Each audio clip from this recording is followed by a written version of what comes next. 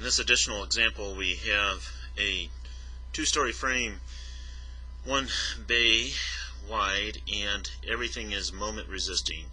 We've got fixed supports at the base, the beam column joints, transfer moment everywhere, rigid joints. And before we charge off in trying to get some sort of an exact answer, we're just going to do a couple of various guessing approaches, and then we'll look at an approximate method, and away we'll go.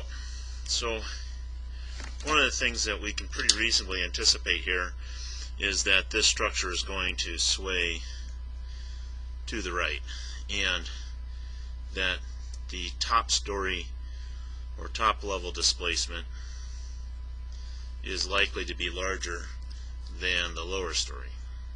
Be very odd if it didn't.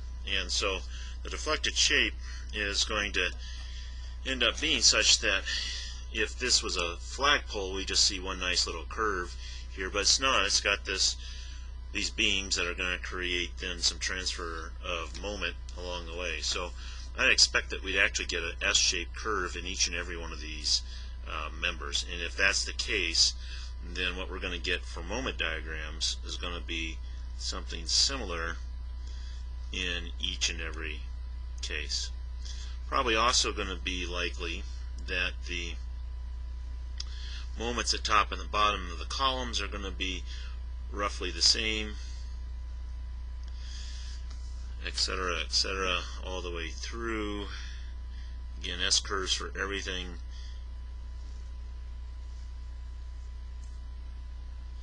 So reverse curvature for all the beams and columns.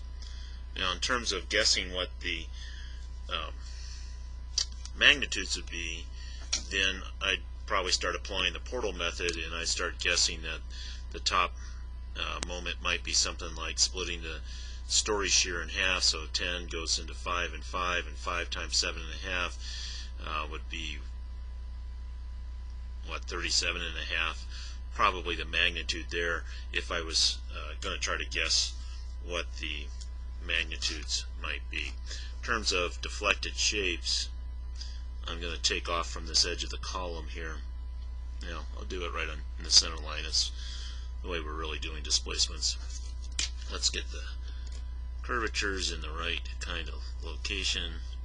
I expect to begin to see something like this for this column, that you won't have a perfectly symmetric kind of top and bottom half here, that there's going to be a net rotation to joint F, and then we again sort of take off from that. You might be wondering why I'm putting the curve the way I am. It has a lot to do with thinking about that the larger curvature of the French curve is going to be where the moment is larger, and that's at the base and top of the columns. Hence why I keep flip-flopping it around back and forth. So that's, of course, a lot of sway. We'll want to reflect that over with about the same amount of sway at each joint.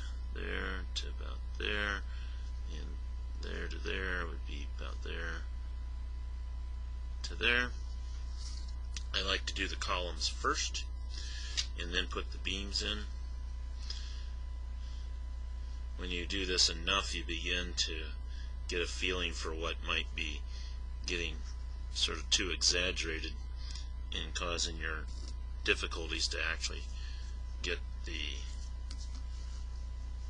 shape drawn in a reasonably good quality kind of way. But away we go.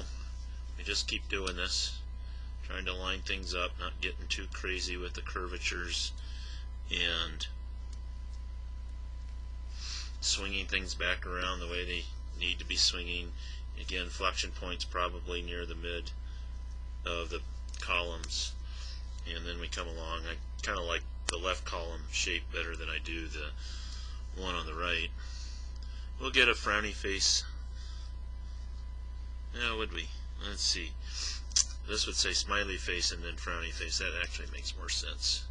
So let's get this all set up here.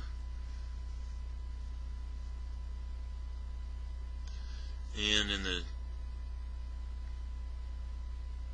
deflected position, the inflection point being near the mid will also have moved over a little bit. Away we go.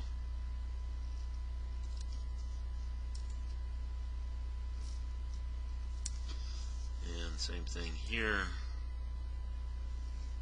Trying to keep the joints at a relative angle of 90 degrees for the beams and columns.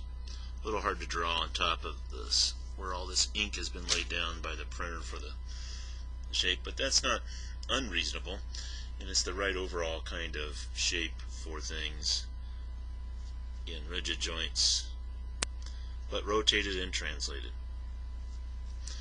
Next we'll get into some numerical approximations, then an exact solution.